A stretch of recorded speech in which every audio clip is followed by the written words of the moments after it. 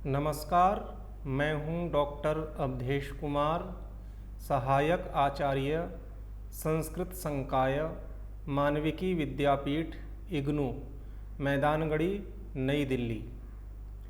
संस्कृत साहित्य का आलोचनात्मक विश्लेषण BSKC 102। इसके अंतर्गत आज हम जिस विषय पर चर्चा करेंगे वह विषय है नव्य व्याकरण का परिचय। इससे पूर्व हमने व्याकरण शास्त्र का इतिहास, ब्रह्मा से लेकर पाणिनि तक वैयाकरणों का परिचय, उसके पश्चात पाणिनि व्याकरण का परिचय, इनका हम अध्ययन कर चुके हैं। आज हम नव्य व्याकरण का परिचय इस टॉपिक पर ज्ञान प्राप्त करेंगे। हमने व्याकरण शास्त्र के इतिहास के अंतर्गत व्याकरण शास्त्र का इतिहास जाना। उसमें हमने देखा कि प्राचीन काल में हमारी जो संस्कृत भाषा है उसके जो व्याकरण थे और जो आज लौकिक और वैदिक दो रूपों में जानी जाती है वह भाषा एक ही थी। उसके हमने कारणों को जाना कि फिर क्या कारण रहे कि लौकिक और वैदिक दोनों अलग अलग होते चले गए। फिर उसके आधार पर व्याकरणों का निर्माण हुआ, जिसमें हमने पाणिनि के व्याकरण को देखा कि वह उभयविध व्याकरण है, अर्थात वह वैदिक और लौकिक दोनों प्रकार की संस्कृत भाषा को कवर करने वाला व्याकरण है। आज हम नव्य व्याकरण का परिचय इस टॉपिक को देखेंगे। तो नव्य व्याकरण आज की दृष्टि से यदि देखा जाए तो भट्टोजी दीक्षित और वरदराज इन्होंने जिन ग्रंथों का निर्माण किया है वो नव्य व्याकरण के रूप में जाने जाते हैं।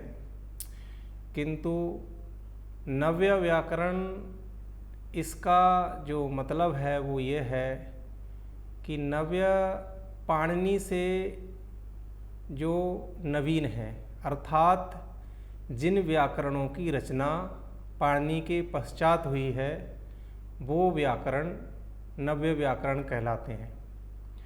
अब इसमें दो प्रकार की विधाएं आ जाती हैं। एक तो वो वैयाकरण जिन्होंने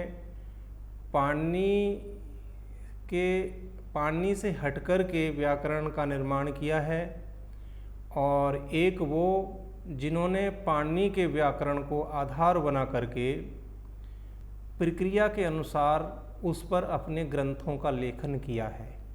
ये दो प्रकार के व्याख्या ग्रंथ, एक प्रकार में व्याख्या ग्रंथ कह सकते हैं और एक स्वयं व्याकरण ग्रंथ। तो जो नव्य व्याकरण है पाणिनि के पश्चात के लिखे हुए व्याकरण हैं, वो केवल लौकिक भाषा को ही अपने अंदर समाहित किए हुए हैं। उन्होंने वैदिक भाषा को त्याग दिया है और उनकी जो विशेषता है वह यह है कि जो ये नव्य व्याकरण हैं उन व्याकरणों में उन व्याकरणों के अंदर केवल लौकिक संस्कृत को ही कवर किया गया है, लौकिक भाषा को ही अपनाया गया है और पाणिनि से अलग हैं वो। और दूसरे जो व्याकरण ग्रंथ हैं जिनको आज हम नव्य व्याकरण के रूप में पढ़ते हैं, पढ़ाते हैं, वह भट्टोजी दीक्षित और वरदराज द्वारा कृत पाणिनि व्याकरण को आधार बना करके प्रक्रिया की पद्धति को अपना करके उन ग्रंथों का निर्माण किया है वह है।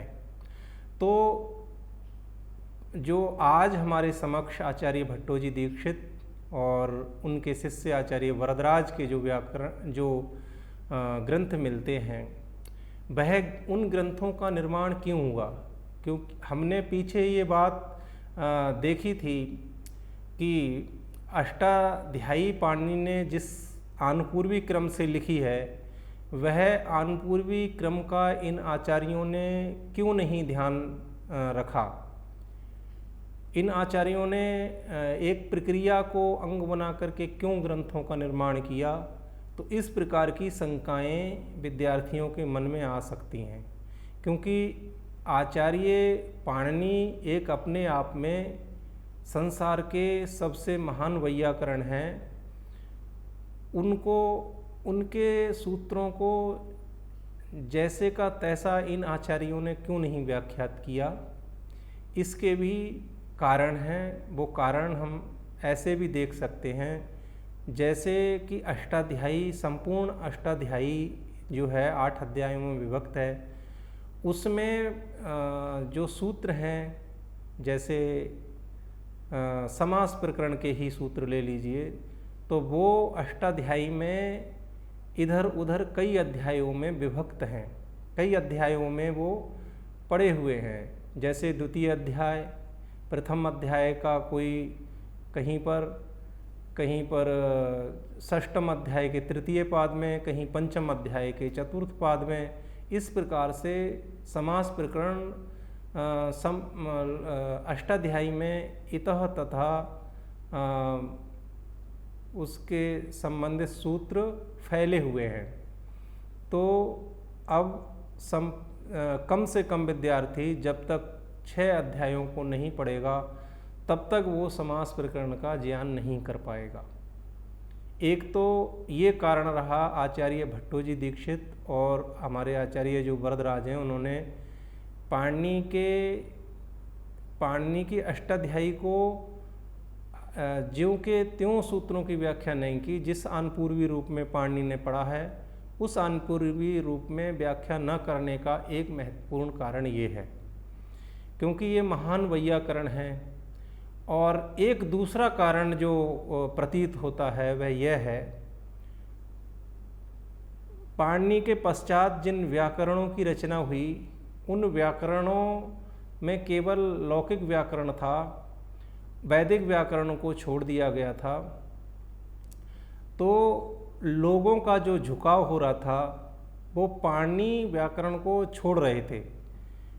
पाणिनि व्याकरण छूटे ना, इसलिए हमारे आचार्यों ने, और वो छोड़ क्यों रहे थे? क्योंकि पाणिनि व्याकरण संपूर्ण अष्टाध्यायी में फैला हुआ है, और जो नव्य व्याकरण ग्रंथ हैं, जो उनमें प्रक्रिया के हिसाब से वो बने, तो नव्य व्याकरणों की तरफ सभी जन समुदाय का ध्यान आकृष्ट हुआ और वो उस तरफ जाने लगे। ऐसे में ही हमारे महान आचार्यों ने नव्य शैली को अपना करके पाणिनि के सूत्रों को आधार बना करके अपने ग्रंथों का निर्माण किया।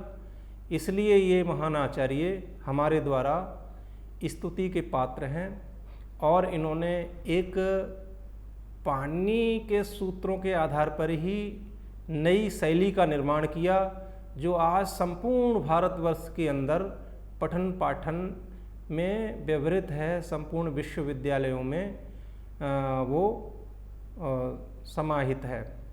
तो हम आज यहाँ पर सबसे पहले ये जान लेते हैं कि पाणिनि के पश्चात जो व्याकरण लिखे गए, वो नव्य व्याकरण और उनका निर्माण करने वाले कौन कौन आचार्य हैं। तो एक बार उनका दिग्दर्शन कर लेते हैं। सबसे पाणिनि से जो अर्वाचीन वैयाकरण हैं, इस समय पर हम देखेंगे, जैसा कि हमने बताया, कि वो केवल लौकिक संस्कृत भाषा को ही कवर करते हैं। उनमें से जो प्रमुख व्याकरण हैं वो यहाँ पर हमने लिखे हैं। तो आप देखेंगे कातंत्र व्याकरण एक है, जो केवल लौकिक संस्कृत भाषा को कवर करता है। उसके पश्चात चंद्रगोमी ने व्याकरण का निर्माण किया, जो चांद्र व्याकरण के नाम से जाना जाता है। उसके पश्चात क्षपणक ने क्षपणक व्याकरण का निर्माण किया। ऐसे ही आचार्य देवनंदी हुए, इन्होंने जैनेन्द्र व्याकरण का निर्माण किया। और ऐसे ही आचार्य वामन हुए, उन्होंने विश्रांत विद्याधर नामक व्याकरण का निर्माण किया। पाल्यकीर्ति ने जैन शाकटायन नामक व्याकरण का निर्माण किया। शिव स्वामी ने व्याकरण बनाया। भोजदेव ने सरस्वती कंठाभरण नामक व्याकरण बनाया, जो काफ़ी प्रसिद्ध हुआ। बुद्धिसागर ने बुद्धिसागर नामक व्याकरण का निर्माण किया। भद्रेश्वर सूरी ने दीपक नामक व्याकरण का निर्माण किया। वर्धमान ने भी एक व्याकरण का निर्माण किया। हेमचंद्र ने हेम व्याकरण नामक ग्रंथ का निर्माण किया। मलयगिरी ने शब्दानुशासन नाम से एक व्याकरण बनाया। क्रमदीश्वर ने जौमर व्याकरण का निर्माण किया। अनुभूति ने स्वरूप सारस्वत नामक व्याकरण का निर्माण किया। बोपदेव ने मुग्धबोध व्याकरण का निर्माण किया। पद्मनाभ ने सुपद्य व्याकरण का निर्माण किया। विनय सागर ने भोज व्याकरण का निर्माण किया। इस प्रकार से हम पाएंगे कि आचार्य पाणिनि के पश्चात ये नए व्याकरणों का निर्माण हुआ, नव्य व्याकरणों का निर्माण हुआ, जो लगभग यहाँ पर मुख्य जो व्याकरण थे उनको हमने उद्धृत किया है। इनकी संख्या लगभग 18 है। तो इन व्याकरणों की जो त्रुटि कहें या न्यूनता कहें, वह यही है कि ये केवल लौकिक जो संस्कृत है उसको ही कवर करते हैं, वैदिक संस्कृत को ये कवर नहीं कर पाते हैं। वैदिक संस्कृत से संबंधित इनमें सूत्र नहीं हैं। लौकिक संस्कृत से संबंधित ही सूत्र हैं, तो उसी भाषा को समाहित कर पाते हैं। और जबकि पाणिनि व्याकरण ऐसा है जो लौकिक और वैदिक दोनों प्रकार का व्याकरण है, दोनों प्रकार के उसमें सूत्र पाए जाते हैं, जिससे हम वेदों की संस्कृत और लौकिक संस्कृत को भली भांति लिख सकते हैं और उसको समझ सकते हैं। बस इन व्याकरणों में यही न्यूनता है जो पाणिनि के पश्चात लिखे गए हैं। और इस न्यूनता के कारण ही केवल जो मनुष्य की प्रवृत्ति है कि वो कम से कम में चीज़ों को प्राप्त करके अपने इष्ट की सिद्धि करता है, तो वो लौकिक से ही लगभग काम सबका पड़ता है। तो जो जनमानस है उसका झुकाव इन व्याकरणों की तरफ हो रहा था। तो हमारे जो महान आचार्य हैं उन्होंने पाणिनि को ही आधार बना करके प्रक्रिया के आधार पर ग्रंथों का निर्माण किया, जो हम अभी उनके प्रक्रिया ग्रंथों को भी देखेंगे। अब हम पाणिनि को आधार बना करके जो प्रक्रिया ग्रंथ लिखे गए हैं या प्रक्रिया व्याकरणों का निर्माण, प्रक्रिया युक्त जो व्याख्याएं लिखी गई हैं अष्टाध्यायी की, प्रक्रिया को आधार बना करके ग्रंथ लिखे गए, उनका हम दिग्दर्शन करते हैं। सबसे पहले जो ग्रंथ आता है वह ग्रंथ है रूपावतार। रूपावतार से पहले भी ये बात हम बता भी चुके हैं, उसमें एक बार और ध्यान से देख लेंगे। पाणिनीय व्याकरण की विशालता के कारण जो अल्प मेधायुक्त व्यक्ति थे, जिनको अल्प मेधस कहते हैं, और लाघव प्रिय व्यक्ति थे, वो व्यक्ति पाणिनीय व्याकरण छोड़ने लग गए थे और कातंत्र आदि जो प्रक्रिया के अनुसार जो हमने अभी ग्रंथ व्याकरण देखे थे उनकी तरफ उनका झुकाव हो गया था, उसके अध्ययन में वो लोग लग गए थे। तब पाणिनीय वैयाकरणों ने, जो आचार्य भट्टोजी दीक्षित हैं, वरदराज हैं और अन्य आचार्यों ने पाणिनीय व्याकरण की रक्षा के लिए अष्टाध्यायी की ही प्रक्रिया क्रम से पठन पाठन की एक नई शैली का आविष्कार किया। ये आविष्कारकर्ता हैं जो 16वीं शताब्दी के अनंतर पाणिनि व्याकरण का समस्त पठन पाठन प्रक्रिया ग्रंथानुसार होने लगा। तो उसमें सबसे पहले रूपावतार ग्रंथ आता है। ये रूपावतार जो है एक बौद्ध विद्वान हुए हैं, वो धर्मकीर्ति जिनका नाम है, उन्होंने लिखा और ये अष्टाध्यायी के सूत्रों को आधार बना करके प्रक्रिया अनुसारी व्याख्या लिखी। तो इस जो रूपावतार है ये 1140 विक्रम पूर्व धर्मकीर्ति ने लिखा था। इस पर टीकाएं भी लिखी गईं, जिसमें प्रमुख नीवी टीका है जो शंकर राम ने लिखी। तो ये जो रूपावतार है ये ग्रंथ भी क्या है, पाणिनि की अष्टाध्यायी को आधार बना करके नई शैली में प्रक्रिया के अनुसार लिखा गया। फिर उसके पश्चात रूपमाला, जिसके लेखक विमल सरस्वती हैं, इन्होंने भी प्रक्रिया को आधार बनाकर इस रूपमाला का निर्माण किया जो पाणिनीय सूत्रों पर आधारित है। लेकिन इस रूपमाला में समस्त पाणिनि के सूत्रों का विवेचन नहीं है। कुछ सूत्रों का प्रक्रिया के आधार पर विवेचन किया गया है। इस रूपमाला के अध्ययन से ऐसा प्रतीत होता है कि ये प्रारंभिक विद्यार्थियों के लिए लिखा गया ग्रंथ है। इसके पश्चात जो विशाल ग्रंथ है प्रक्रिया कौमुदी, जिसके लेखक रामचंद्र आचार्य हैं, इन्होंने इस ग्रंथ का निर्माण किया है, किंतु इसमें भी अष्टाध्यायी के समस्त सूत्रों का विवेचन नहीं है। किंतु ये ग्रंथ बहुत ही उपादेय है। इस ग्रंथ के उपादेयता इससे भी पता चलती है कि इस पर टीका लिखने वाले अनेक वैयाकरण जो आचार्य हैं वो हुए हैं, जिनकी टीकाएं इस प्रकार हैं। शेष कृष्ण ने प्रकाश नामक टीका लिखी। चक्रपाणि दत्त ने इसी प्रक्रिया कौमुदी पर प्रक्रिया प्रदीप नामक टीका लिखी। अप्पन नैनार्य नामक आचार्य हुए हैं, इन्होंने प्रक्रिया दीपिका नामक टीका लिखी।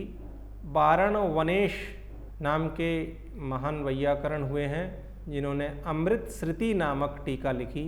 विश्वकर्मा शास्त्री ने इसी प्रक्रिया कौमुदी पर प्रक्रिया व्याकृति नामक टीका लिखी।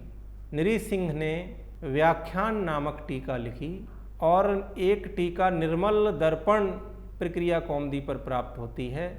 इसके लेखक अज्ञात हैं, लेखक का पता नहीं ये किसने लिखी है, लेकिन टीका इस पर लिखी गई। जयंत ने तत्वचंद्र नाम की टीका लिखी। तो विद्यानाथ दीक्षित जो हैं, उन्होंने प्रक्रिया रंजन नाम की प्रक्रिया कौमुदी पर टीका लिखी। काशीनाथ ने प्रक्रिया सार नामक टीका लिखी। इससे पता लगता है कि प्रक्रिया कौमुदी एक बहुत ही उच्च कोटि का पाणिनि के सूत्रों को आधार बना करके प्रक्रिया ग्रंथ लिखा गया। किंतु आज की जो अध्ययन अध्यापन शैली है उसमें इसका अध्ययन और अध्यापन नहीं होता है। उसके पश्चात जो आज नव्य शैली के या प्रक्रिया शैली के आविष्कारकर्ता आचार्य हैं भट्टोजी दीक्षित, उनका नंबर आता है, जो कि हम सब भारत के ही नहीं अपितु समस्त विश्व के जो विश्वविद्यालय हैं उसमें सिद्धांत कौमुदी को अपने पाठ्यक्रमों में सम्मिलित किया है और करते हैं, हम लोग पढ़ते पढ़ाते हैं।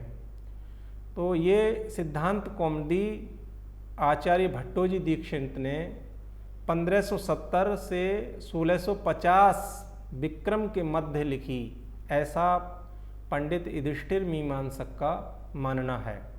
अब जो हम पहले जिसकी तरफ पढ़ कर के आए हैं, सुन कर के आए हैं, जान कर के आए हैं कि पाणिनि के व्याकरण को पाणिनि की जो अष्टाध्यायी है उसको आधार बना करके उसकी नई शैली का आविष्कार, यद्यपि पूर्ववर्ती जो भट्टोजी दीक्षित से पूर्ववर्ती हमने देखे थे, रूपमाला, रूपावतार, प्रक्रिया कौमुदी और भी व्याकरण शास्त्र के जो इतिहास ग्रंथ हैं उनमें और भी ग्रंथों का पता लगता है, किंतु जो सबसे ज़्यादा ख्याति प्राप्त हुई ग्रंथ निर्माण की वो आचार्य भट्टोजी दीक्षित को ही।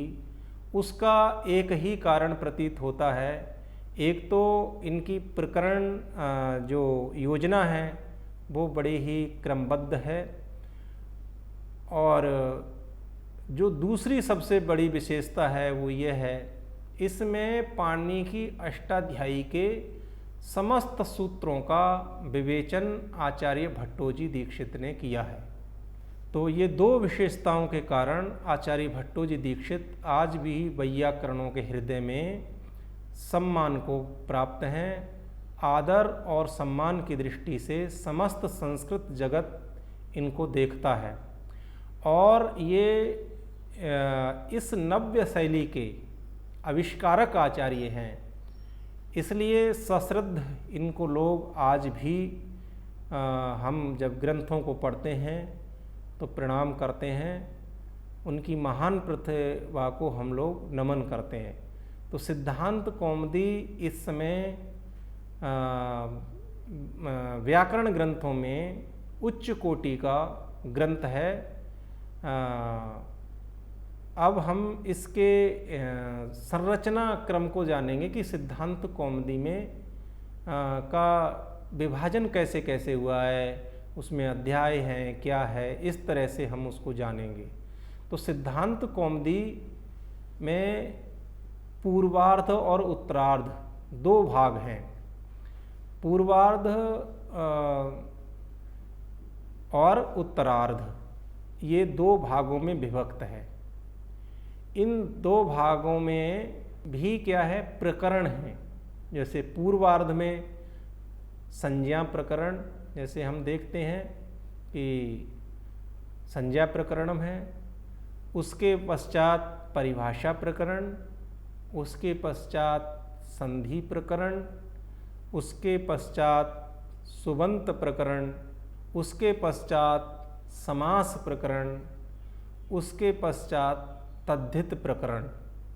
ये पूर्वार्ध में इतने प्रकरण हैं।